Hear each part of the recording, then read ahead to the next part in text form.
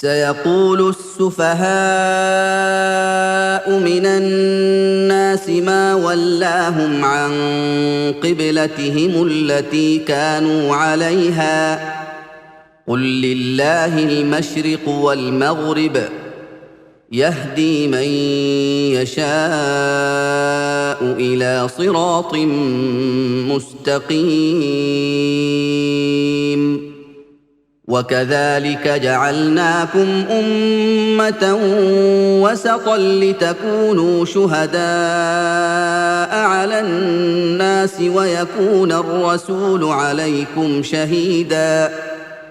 وما جعلنا القبلة التي كنت عليها إلا لنعلم من يتبع الرسول ممن ينقلب على عقبيه وإن كانت لكبيرة إلا على الذين هدى الله وما كان الله ليضيع إيمانكم إن الله بالناس لرءوف رحيم قد نرى تقلب وجهك في السماء فلنولينك قبلة ترضاها فول وجهك شطر المسجد الحرام وحيث ما كنتم فولوا وجوهكم شطره وإن الذين أوتوا الكتاب ليعلمون أنه الحق من ربهم وما الله بغافل عما يعملون ولئن أتيت الذين أوتوا الكتاب بكل آية ما تبعوا قبلتك وما أنت بتابع قبلتهم وما بعضهم بتابع قبلة بعض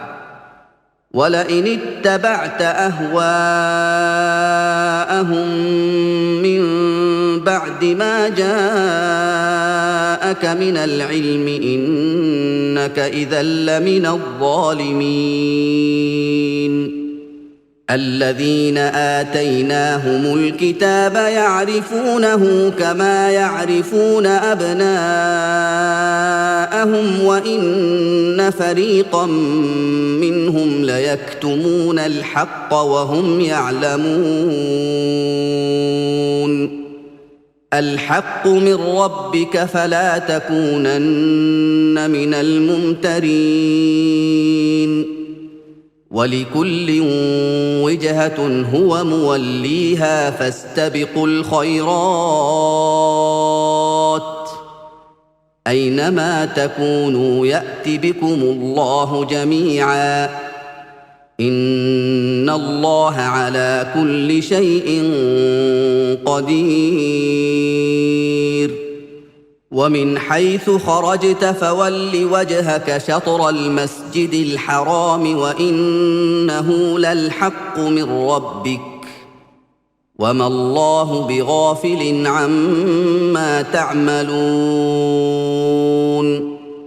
ومن حيث خرجت فول وجهك شطر المسجد الحرام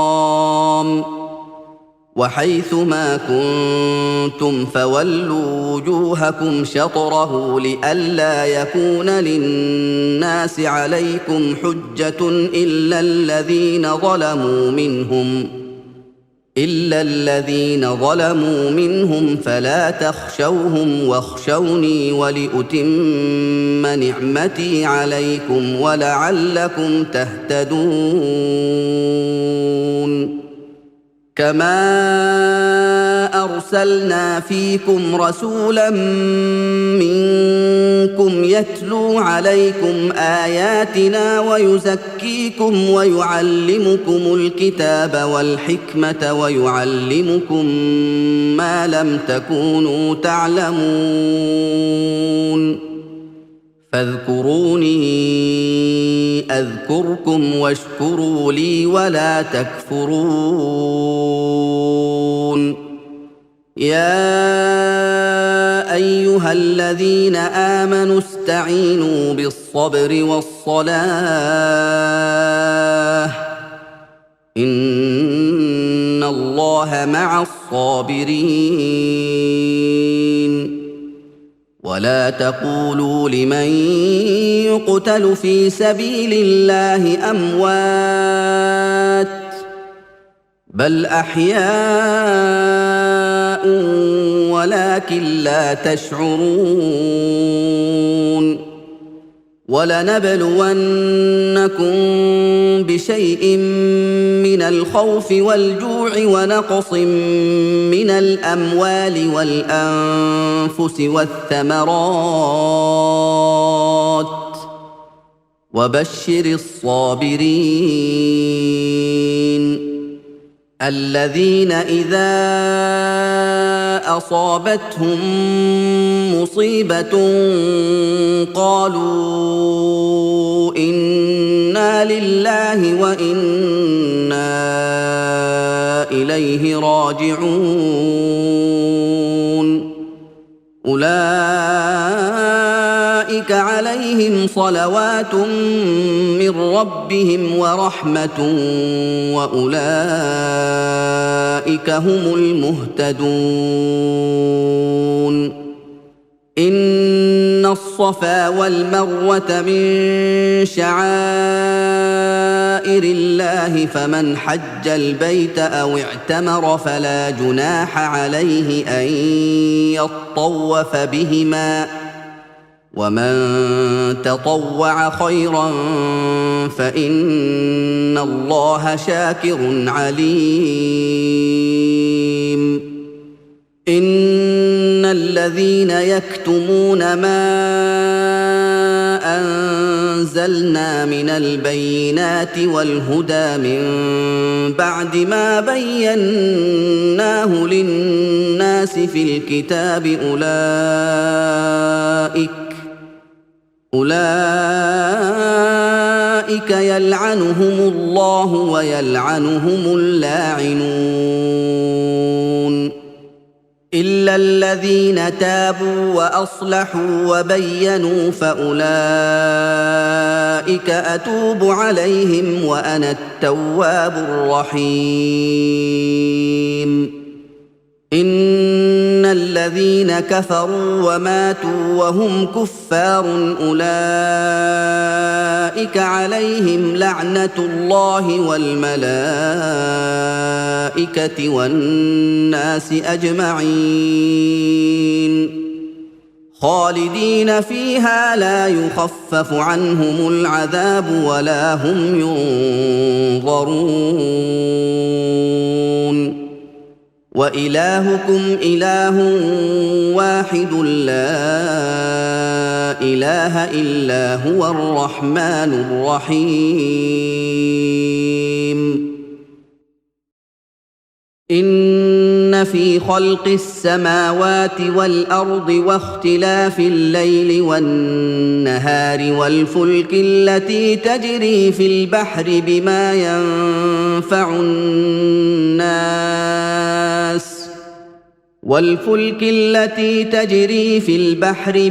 ينفع الناس وما أنزل الله من السماء من ماء فأحيا به الأرض بعد موتها وبث فيها من كل دابة وتصريف الرياح والسحاب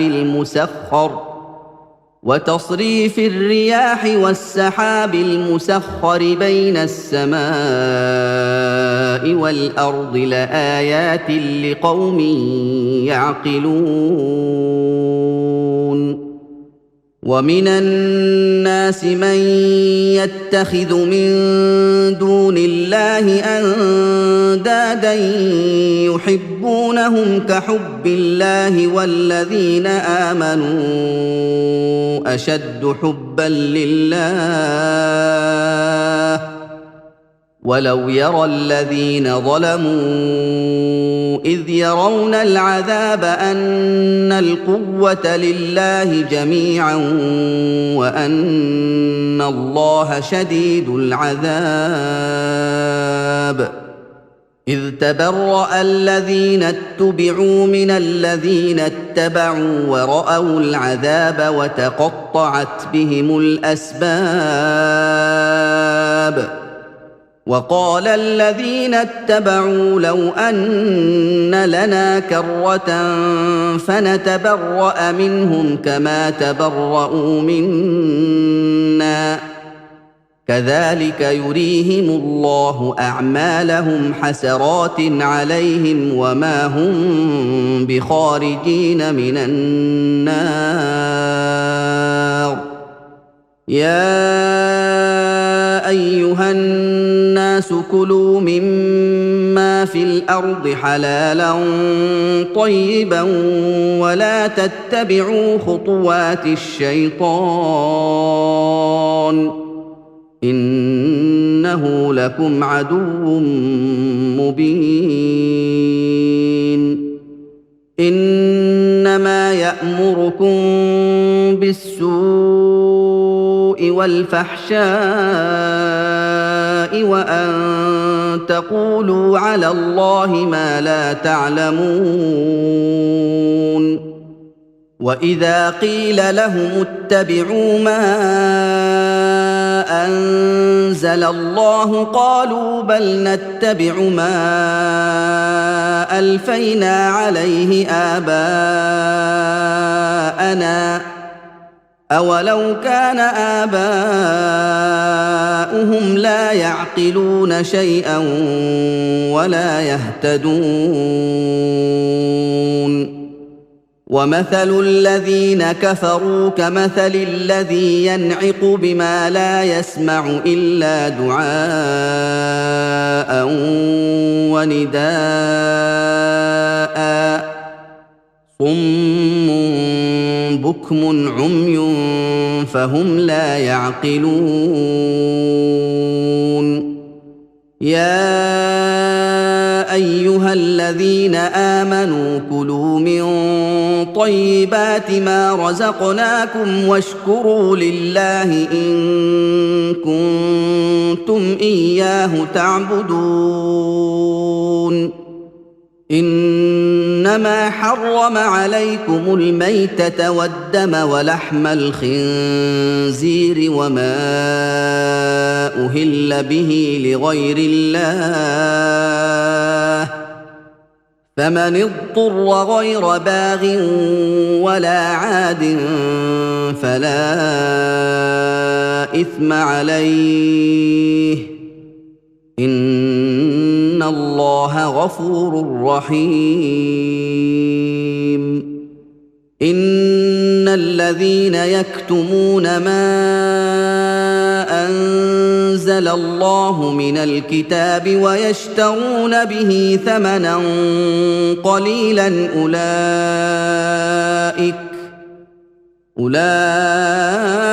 أولئك ما يأكلون في بطونهم إلا النار ولا يكلمهم الله يوم القيامة ولا يزكيهم ولهم عذاب أليم أولئك الذين اشتروا الضلالة بالهدى والعذاب بالمغفرة فما أصبرهم على النار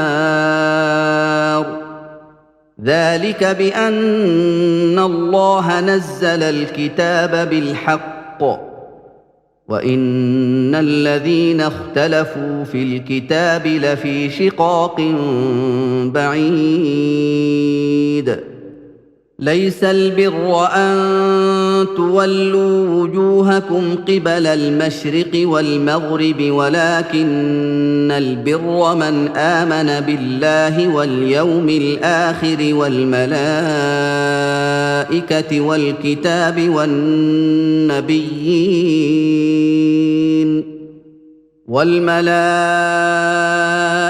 والكتاب والنبيين وآتى المال على حبه ذوي القربى واليتامى والمساكين وابن السبيل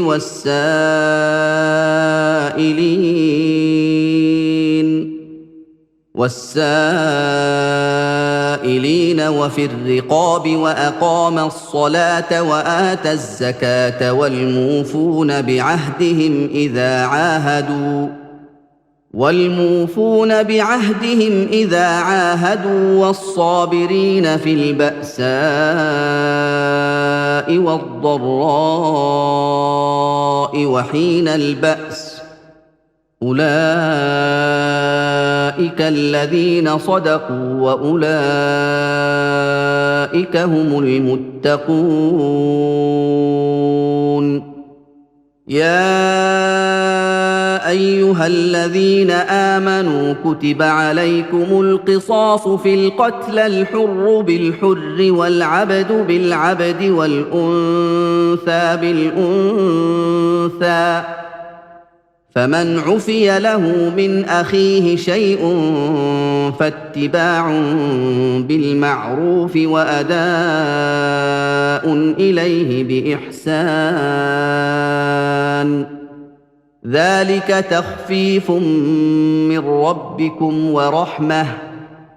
فمن اعتدى بعد ذلك فله عذاب أليم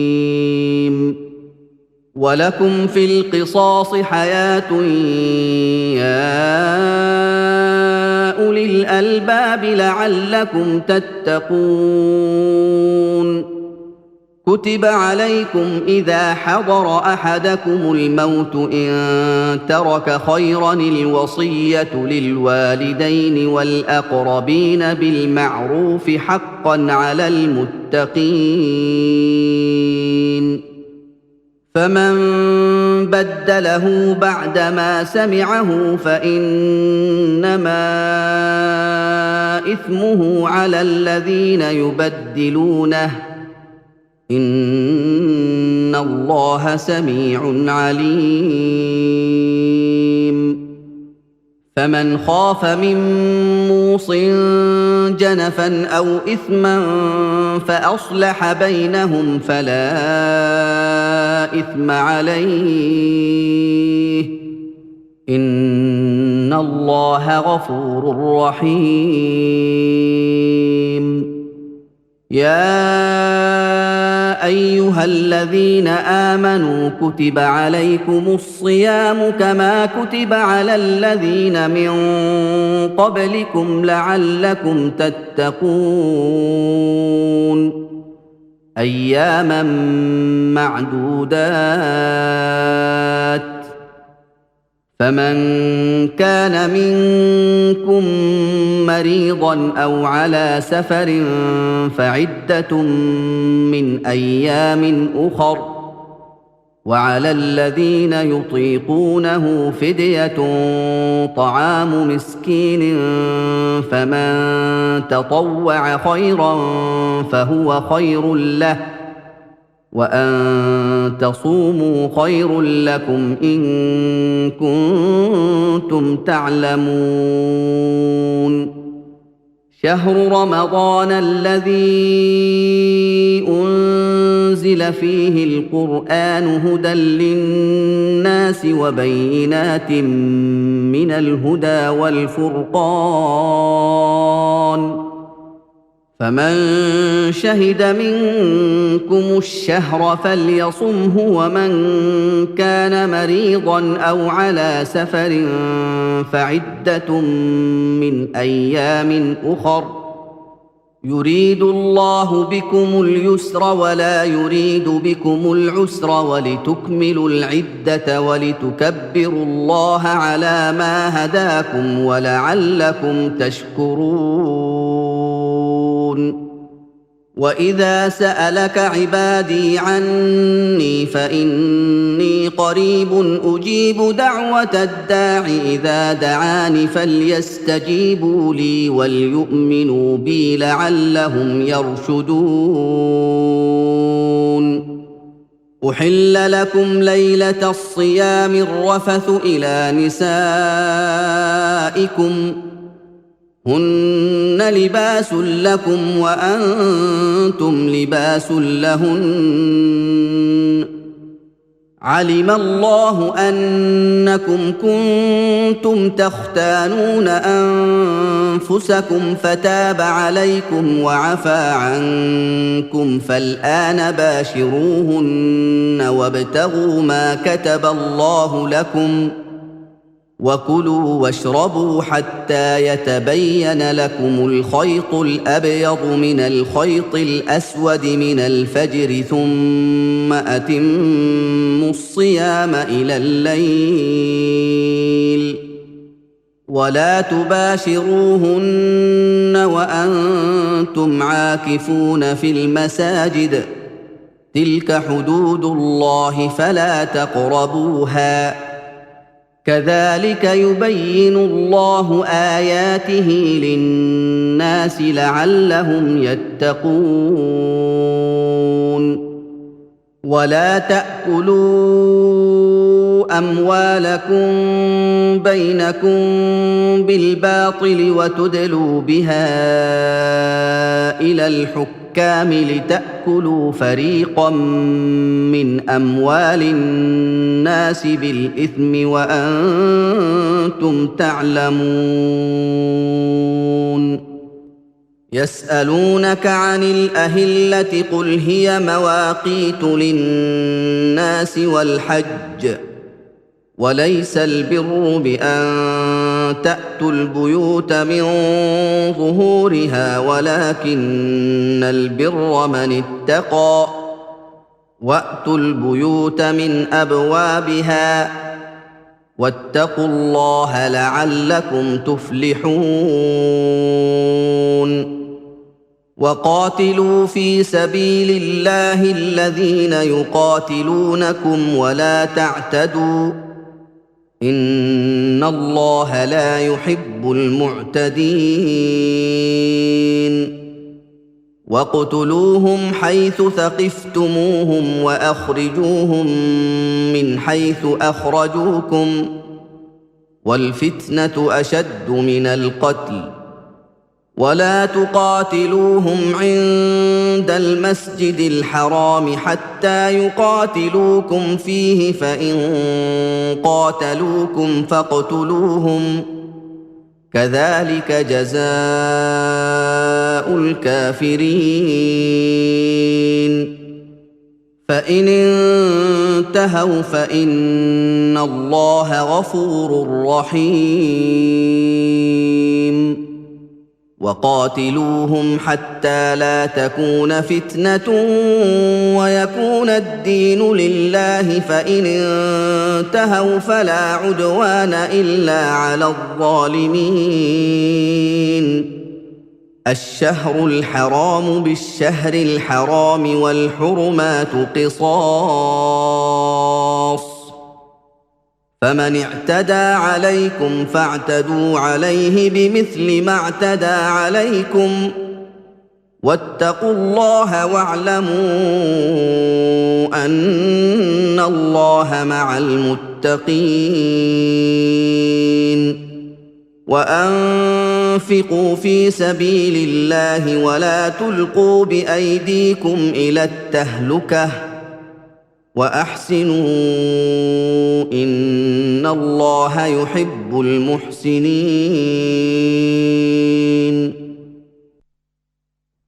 وأتموا الحج والعمرة لله فإن أحصرتم فما استيسر من الهدي ولا تحلقوا رؤوسكم حتى يبلغ الهدي محله فمن كان منكم مريضا أو به أذى من رأسه ففدية من صيام أو صدقة أو نسك فإذا أمنتم فمن تمتع بالعمرة إلى الحج فما استيسر من الهدي فمن لم يجد فصيام 3 أيام في الحج و7 إذا رجعتم تلك 10 كاملة ذلك لمن لم يكن أهله حاضر المسجد الحرام واتقوا الله واعلموا أن الله شديد العقاب الحج أشهر معلومات فمن فرض فيهن الحج فلا رفث ولا فسوق ولا جدال في الحج وما تفعلوا من خير يعلمه الله وتزودوا فإن خير الزاد التقوى واتقون يا أولي الألباب ليس عليكم جناح أن تبتغوا فضلا من ربكم فإذا أفضتم من عرفات فاذكروا الله عند المشعر الحرام واذكروه كما هداكم وإن كنتم من قبله لمن الضالين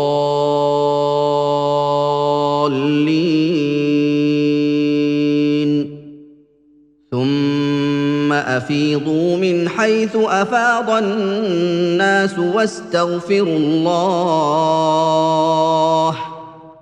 إن الله غفور رحيم فإذا قضيتم مناسككم فاذكروا الله كذكركم آباءكم أو أشد ذكرًا فمن الناس من يقول ربنا آتنا في الدنيا وما له في الآخرة من خلاق ومنهم من يقول ربنا آتنا في الدنيا حسنة وفي الآخرة حسنة وقنا عذاب النار أولئك لهم نصيب مما كسبوا والله سريع الحساب واذكروا الله في أيام معدودات فمن تعجل في يومين فلا إثم عليه ومن تأخر فلا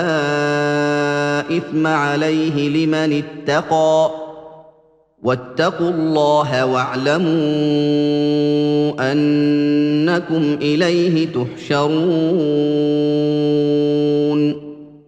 ومن الناس من يعجبك قوله في الحياة الدنيا ويشهد الله على ما في قلبه وهو ألد الخصام وإذا تولى سعى في الأرض ليفسد فيها ويهلك الحرث والنسل والله لا يحب الفساد واذا قيل له اتق الله اخذته العزه بالاثم فحسبه جهنم ولبئس المهاد ومن الناس من يشري نفسه ابتغاء مرضات الله والله رءوف بالعباد يا ايها الذين امنوا ادخلوا في السلم كافة ولا تتبعوا خطوات الشيطان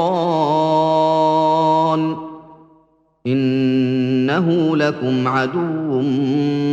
مبين فان زللتم من بعد ما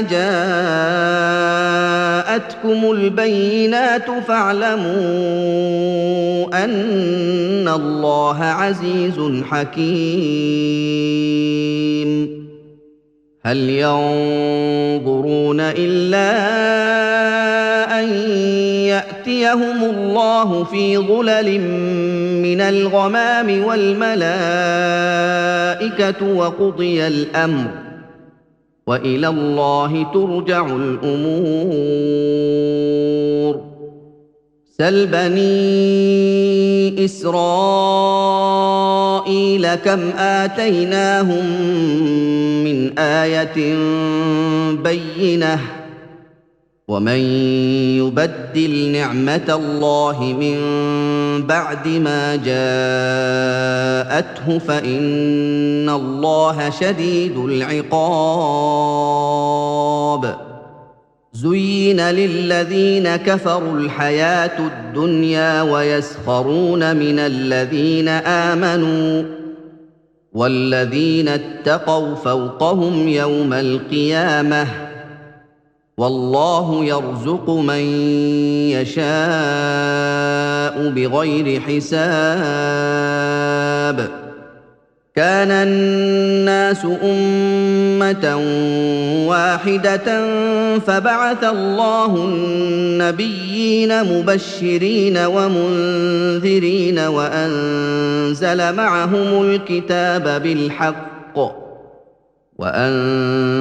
معهم الكتاب بالحق ليحكم بين الناس فيما اختلفوا فيه وما اختلف فيه الا الذين اوتوه من بعد ما جاءتهم البينات بغيا بينهم فهدى الله الذين امنوا لما اختلفوا فيه من الحق باذنه والله يهدي من يشاء الى صراط مستقيم ام حسبتم ان تدخلوا الجنه ولما ياتكم مثل الذين خلوا من قبلكم مستهم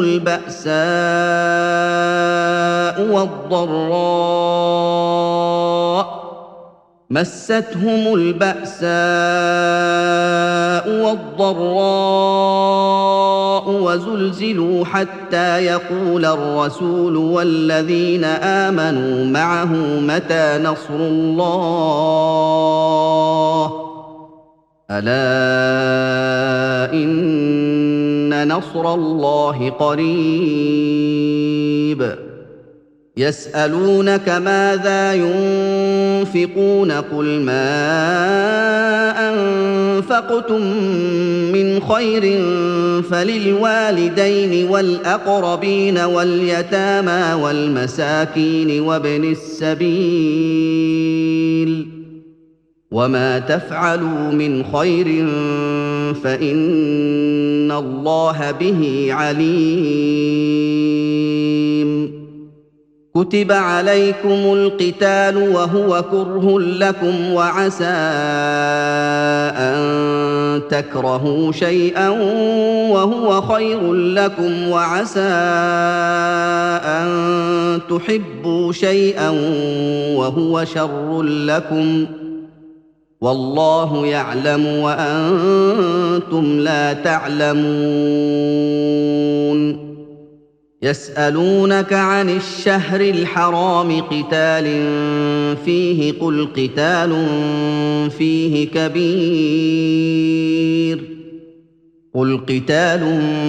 فيه كبير وصد عن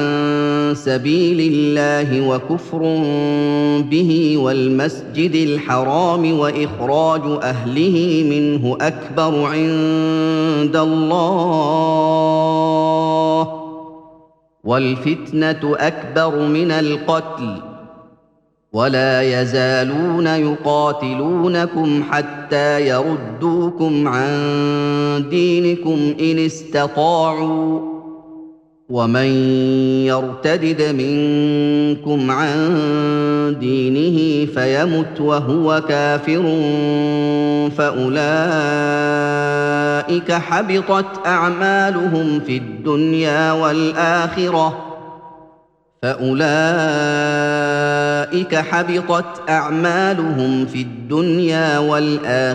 وأولئك أصحاب النار هم فيها خالدون إن الذين آمنوا والذين هاجروا وجاهدوا في سبيل الله أولئك يرجون رحمة الله والله غفور رحيم يسألونك عن الخمر والميسر قل فيهما إثم كبير ومنافع للناس وإثمهما أكبر من نفعهما ويسألونك ماذا ينفقون قل العفو كذلك يبين الله لكم الآيات لعلكم تتفكرون في الدنيا والآخرة ويسألونك عن اليتامى قل إصلاح لهم خير وإن تخالطوهم فإخوانكم والله يعلم المفسد من المصلح ولو شاء الله لأعنتكم إن الله عزيز حكيم ولا تنكحوا المشركات حتى يؤمن ولأمة مؤمنة خير من مشركة ولو أعجبتكم ولا تنكحوا المشركين حتى يؤمنوا ولعبد مؤمن خير من مشرك ولو أعجبكم أولئك يدعون إلى النار والله يدعو إلى الجنة والمغفرة بإذنه والله يدعو إلى الجنة والمغفرة بإذنه ويبين آياته للناس لعلهم يتذكرون ويسألونك عن المحيض قل هو أذى فاعتزلوا النساء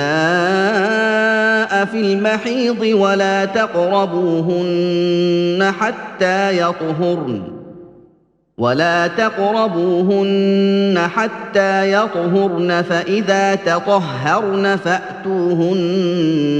من حيث أمركم الله إن الله يحب التوابين ويحب المتطهرين نساؤكم حرث لكم فأتوا حرثكم أنى شئتم وقدموا لأنفسكم واتقوا الله واعلموا أنكم ملاقوه وبشر المؤمنين ولا تجعلوا الله عرضة لأيمانكم أن تبروا وتتقوا وتصلحوا بين الناس والله سميع عليم لا يؤاخذكم الله باللغو في أيمانكم ولكن يؤاخذكم بما كسبت قلوبكم والله غفور حليم للذين يؤلون من نسائهم تربص 4 أشهر فإن فاءوا فإن الله غفور رحيم وإن عزموا الطلاق فإن الله سميع عليم والمطلقات يتربصن بأنفسهن 3 قروء ولا يحل لهن أن يكتمن ما خلق الله في أرحامهن إن كن يؤمن بالله واليوم الآخر وبعولتهن أحق بردهن في ذلك إن أرادوا إصلاحا ولهن مثل الذي عليهن بالمعروف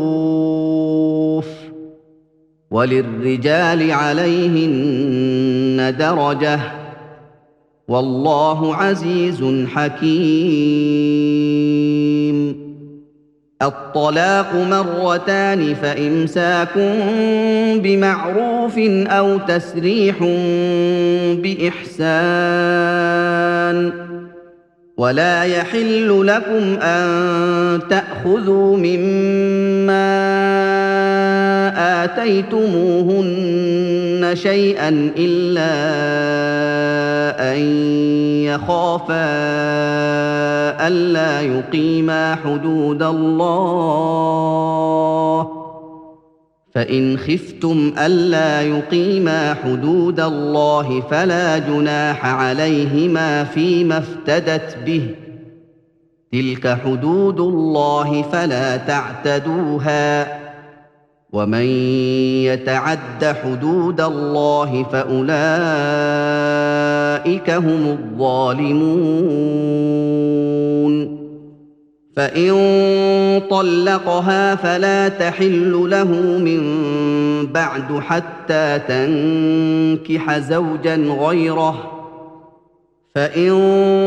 طلقها فلا جناح عليهما أن يتراجعا إن ظنا أن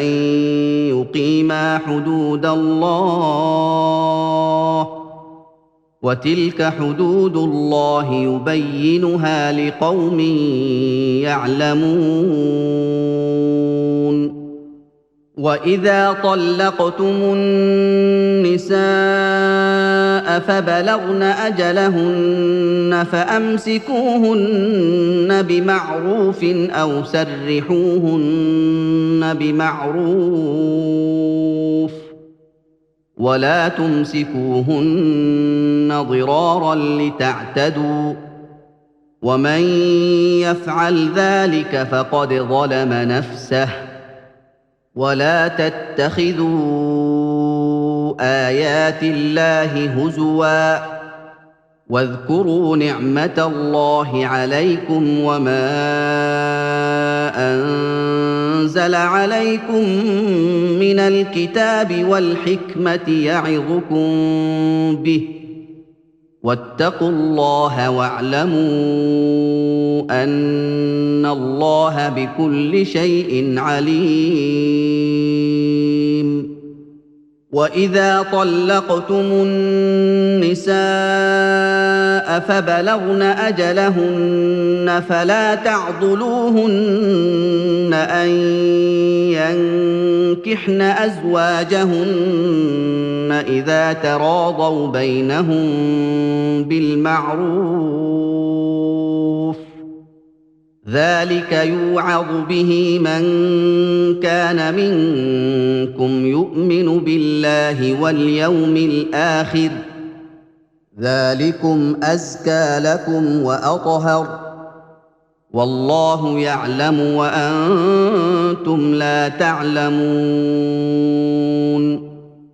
والوالدات يرضعن أولادهن حولين كاملين لمن أراد أن يتم الرضاعة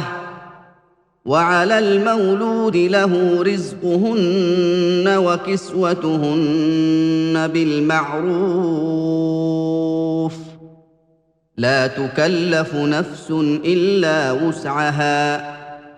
لا تضار والدة بولدها ولا مولود له بولده وعلى الوارث مثل ذلك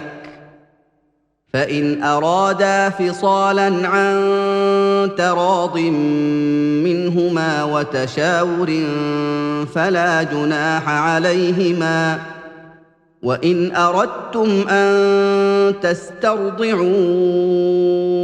أولادكم فلا جناح عليكم إذا سلمتم ما آتيتم بالمعروف واتقوا الله واعلموا أن الله بما تعملون بصير. والذين يتوفون منكم ويذرون أزواجا يتربصن بأنفسهن 4 أشهر و10 فإذا بلغن أجلهن فلا جناح عليكم فيما فعلن في أنفسهن بالمعروف والله بما تعملون خبير. ولا جناح عليكم فيما عرضتم به من خطبة النساء أو أكننتم في أنفسكم علم الله أنكم ستذكرونهن ولكن لا تواعدوهن سرا إلا أن تقولوا قولا معروفا ولا تعزموا عقدة النكاح حتى يبلغ الكتاب أجله واعلموا أن الله يعلم ما في أنفسكم فاحذروه واعلموا أن الله غفور حليم. لا جناح عليكم إن طلقتم النساء ما لم تمسوهن أو تفرضوا لهن فريضة ومتعوهن على الموسع قدره وعلى المقتر قدره متاعا بالمعروف حقا على المحسنين. وَإِن طَلَّقْتُمُوهُنَّ مِن قَبْلِ أَن تَمَسُّوهُنَّ وَقَدْ فَرَضْتُمْ لَهُنَّ فَرِيضَةً فَنِصْفُ مَا فَرَضْتُمْ إِلَّا أَن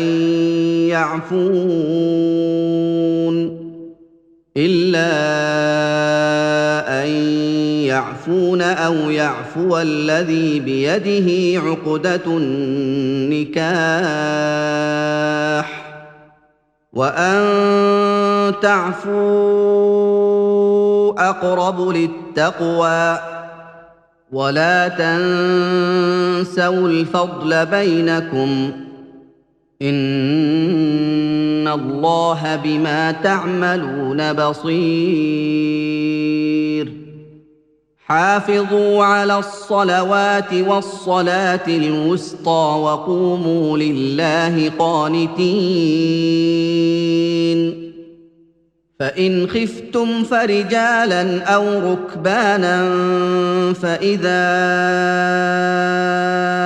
أمنتم فاذكروا الله كما علمكم ما لم تكونوا تعلمون والذين يتوفون منكم ويذرون أزواجا وصية لأزواجهم متاعا إلى الحول غير إخراج فإن خرجن فلا جناح عليكم فيما فعلن في أنفسهن من معروف والله عزيز حكيم وللمطلقات متاع بالمعروف حقا على المتقين كذلك يبين الله لكم آياته لعلكم تعقلون ألم تر إلى الذين خرجوا من ديارهم وهم ألوف حذر الموت فقال لهم الله موتوا ثم أحياهم إن الله لذو فضل على الناس ولكن أكثر الناس لا يشكرون وقاتلوا في سبيل الله واعلموا أن الله سميع عليم من ذا الذي يقرض الله قرضا حسنا فيضاعفه له أضعافا كثيرة والله يقبض ويبسط وإليه ترجعون ألم تر إلى الملأ من بني إسرائيل من بعد موسى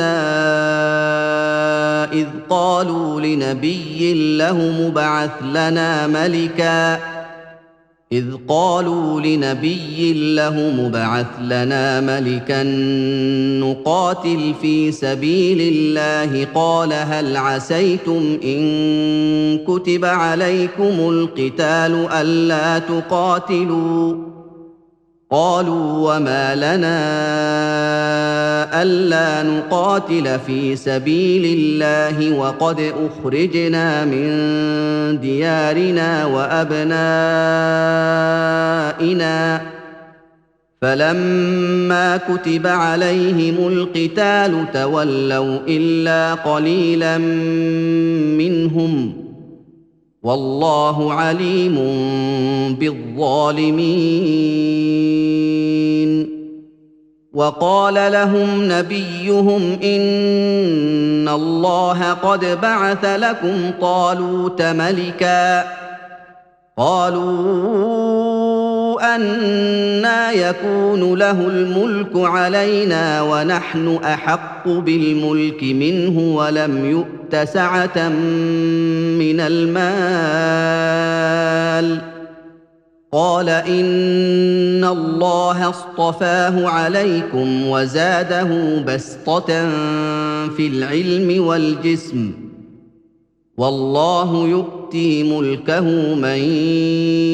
يَشَاءُ ۚ وَاللَّهُ وَاسِعٌ عَلِيمٌ. وَقَالَ لَهُمْ نَبِيُّهُمْ إِنَّ آيَةَ مُلْكِهِ أَن يَأْتِيَكُمُ التَّابُوتُ فِيهِ سَكِينَةٌ مِّن رَّبِّكُمْ وَبَقِيَّةٌ مِّمَّا تَرَكَ آلُ مُوسَىٰ وَآلُ هَارُونَ تَحْمِلُهُ الْمَلَائِكَةُ ۚ إِنَّ فِي ذَٰلِكَ لَآيَةً لَّكُمْ إِن كُنتُم مُّؤْمِنِينَ. فَلَمَّا فَصَلَ طَالُوتُ بِالْجُنُودِ قَالَ إِنَّ اللَّهَ مُبْتَلِيكُم بِنَهَرٍ فَمَن شَرِبَ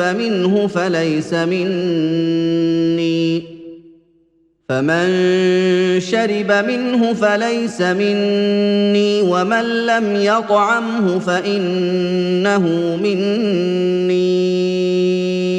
إِلَّا مَنِ اغْتَرَفَ غُرْفَةً بِيَدِهِ ۚ فَشَرِبُوا مِنْهُ إِلَّا قَلِيلًا مِّنْهُمْ ۚ فَلَمَّا جَاوَزَهُ هُوَ وَالَّذِينَ آمَنُوا مَعَهُ قَالُوا لَا طَاقَةَ لَنَا الْيَوْمَ بِجَالُوتَ وَجُنُودِهِ ۚ قَالَ الَّذِينَ يَظُنُّونَ أَنَّهُم مُّلَاقُو اللَّهِ كَم مِّن فِئَةٍ قَلِيلَةٍ غَلَبَتْ فِئَةً كَثِيرَةً بِإِذْنِ اللَّهِ ۗ وَاللَّهُ مَعَ الصَّابِرِينَ. وَلَمَّا بَرَزُوا لِجَالُوتَ وَجُنُودِهِ قَالُوا رَبَّنَا أَفْرِغْ عَلَيْنَا صَبْرًا وَثَبِّتْ أَقْدَامَنَا وَانصُرْنَا عَلَى الْقَوْمِ الْكَافِرِينَ. فَهَزَمُوهُم بِإِذْنِ اللَّهِ وَقَتَلَ دَاوُودُ جَالُوتَ وَآتَاهُ اللَّهُ الْمُلْكَ وَالْحِكْمَةَ وَعَلَّمَهُ مِمَّا يَشَاءُ ۗ وَلَوْلَا دَفْعُ اللَّهِ النَّاسَ بَعْضَهُم بِبَعْضٍ لَّفَسَدَتِ الْأَرْضُ وَلَٰكِنَّ اللَّهَ ذُو فَضْلٍ عَلَى الْعَالَمِينَ. تِلْكَ آيَاتُ اللَّهِ نَتْلُوهَا عَلَيْكَ بِالْحَقِّ ۚ وَإِنَّكَ لَمِنَ الْمُرْسَلِينَ.